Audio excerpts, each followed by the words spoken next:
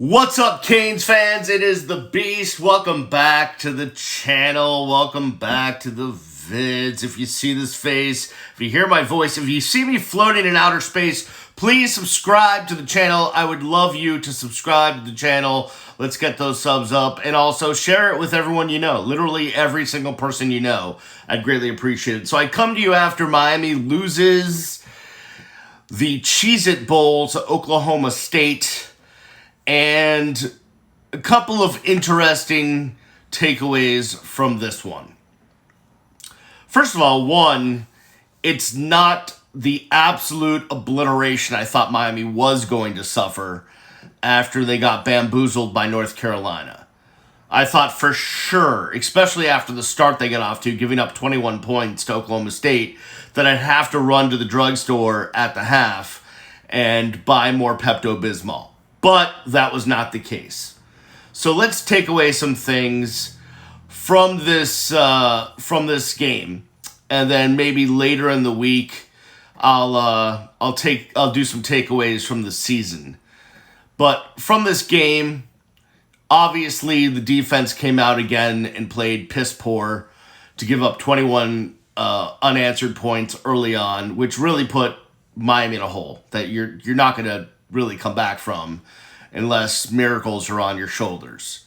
So once again, we deal with the defense. Two, holy shit, how is it possible the Miami Hurricanes, in the land of South Florida with the best skilled, talented players in the country, cannot find a wide receiver that can actually catch a football? How is it possible? I don't understand how it's possible that a team that is literally in the hotbed of wide receivers, right? You think about the guys that are playing in the NFL, they're from down here. And you can't find one that can catch the football? Not one. Okay, that's problem two. And problem three, as I see it, was penalties.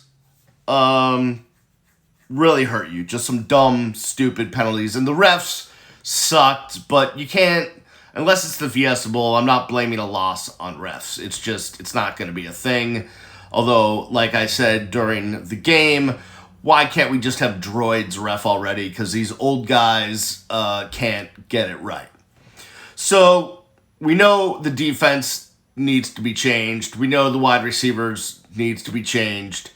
But there actually was a few good things from this game. One, you expect this team to completely fold once Derek King gets hurt, and God, may it only be some sort of sprain, twist, nothing major, not a ligament of some sort. Even if it's a meniscus, I'm good with that, which is the injury he had before. But please don't let it be an ACL, MCL, PCL. Please. All right. I thought this team was done when Derek King went out and then N'Kosi Perry came in, because the N'Kosi Perry that we know of would have thrown 5 interceptions and not done well. But here's where you can see that coaching actually has an impact. Rhett Lashlee has coached up N'Kosi Perry, and he actually played rather well when he had to after coming in for Derek King. It was a rather good performance for a guy that I expected nothing from. So there's a plus. Two, I really thought Rhett Lashlee's play calling was really good. Now, we can sit here and debate the fourth down call, the wide receiver screen. It looked like if the wide receiver, I forget who it was it 83? Whoever caught that ball in that play had just a little bit more speed, they would have broke it. So just from what it looked like as the play developed, it looked like it was the right play call, even though the play wasn't successful. And that happens sometimes. You call the right play, but you get outplayed on the play. But we can argue about that one play call. Other than that, though, I thought Rhett Lashlee really called a very good game. I think he really did. The way they mixed in some trick plays, and really the way he had N'Kosi performing with this offense, was great. I think. So that was a positive. So let's look at that and say it's a positive. Now, to dig deeper, and I know I'll do a season recap, but let's just quickly go over some things. One, I think it's pretty clear you need to move on from this entire defensive staff. That's just my opinion.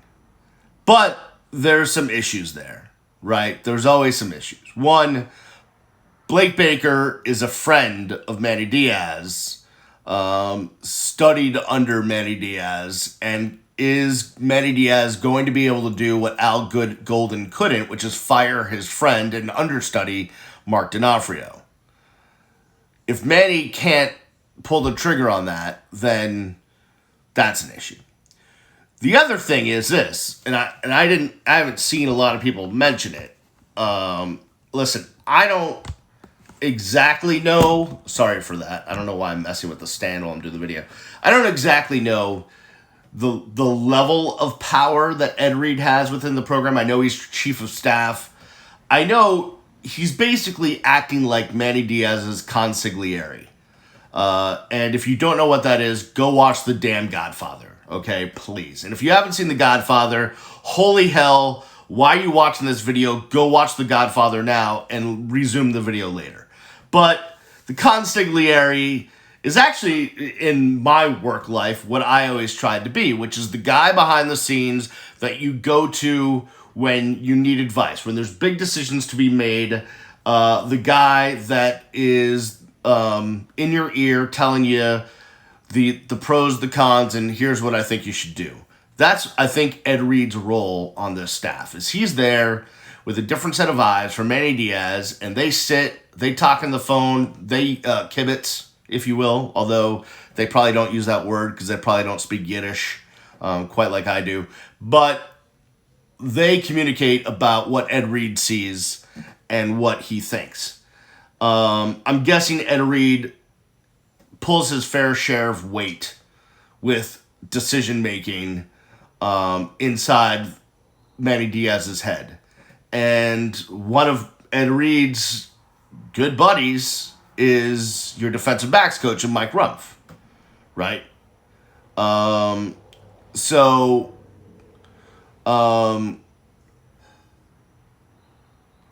just wonder if Ed would be willing to say, man, my boy Rumpf, I love him to death. We've been boys since, the 90s. But, it's got to go. I love Mike Rumpf. He's a guy that personally I've had a great relationship with for 20 plus years. And I don't want to see him lose a job or get dismissed. I don't want to see anyone lose their job. I've lost my job. It's horrible. I have really no connection to anyone else on that defensive staff. Oh, DeMarcus Van Dyke is on the staff in some way, shape, or form. Another guy I'm really close with, but it's just tough decisions, and that's what's tough in business is working with your friends and having to have that awful, difficult conversation. It sucks. And I've had it done to me plenty of times. And in some cases, I've forgiven those people. In some cases, I haven't. It depends on their motivation. And how it's done. So that's going to be tough for Manny and Ed Reed to come to the conclusion that their friends can't be part of the staff. And I really do think they need to change, because you saw what the change did on the other side of the football. It's really simple. You brought in new guys on offense. Rhett Lashley has completely changed things around as far as the play calling goes. Now, we could talk about Likens and the receivers and their inability to catch, but I think that's more on the players than it is the coaches. A coach can't teach a guy how to catch. That's simply, I mean, it's the one requirement of your job. If you're a wide receiver, let's go this way. Okay, we'll backtrack. We'll run it back, as Derek King should say. If you're a chef, right, the one thing you need to be able to do on your job is cook food properly. If you're a wide receiver, the one thing you need to be able to do on your job is catch footballs, right? Like, you may not be the best blocker. Maybe you don't get the playbook as well as you should. But if the ball ends up touching your hands as a wide receiver, you should catch it. It's pretty clear. So Manny has to look at what he did with the offensive side of the football and the coaching staff last season. It obviously made a difference. And now he has to look at the defensive side of the football and do the same thing. Because as a head coach, that's his responsibility. And I don't care if it was Manny's defense and Blake was just calling it and Manny was in on the game planning. It doesn't like, none of that matters to me.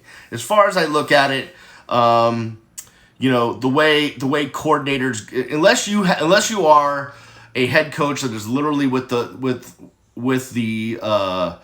laminated play sheet in your hand, making the plays, and you're the guy, like Belichick is for the Patriots. Bill Belichick is their defensive coordinator, right? So when the defense doesn't play well, sure, he can go yell at his son or whoever else is on the staff, but Bill Belichick's the guy that's making the calls there. That's not the case with this Hurricanes defense. Manny may be involved, and it may be basically his defense, but Blake Baker's the guy on game day that is making the calls, and those calls aren't working. Okay? So, enough of that. So I think that has to be changed. So, wide receivers and defensive coaching staff, and go use the portal, and you recruited your butt off, and you hope that things will be better next season. But I am awfully worried about Derek King's knee and the prospects of facing Alabama to start the season in 2021. It used to be when you were Canes fans, the expression was, we'll take on anyone, anytime, anywhere. And these days, I feel like a turtle wanting to duck my head into its shell as Miami prepares to take on Alabama to start off 2021 up in Atlanta. I feel like that could be disastrous. Much like the LSU game to start off the year a couple years ago. Just disastrous. So we'll see. Manny's got some thinking to do. And I'll certainly have my thoughts as the offseason rolls along. I need some time to digest the entire season and go back and look at the pros and the cons and all of that stuff. And I will do that probably sometime after New Year's.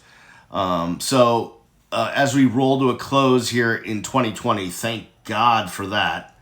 I just want to thank everyone for watching the channel, for subscribing, getting over that 1,000 subscribers hump finally in the midst of a pandemic.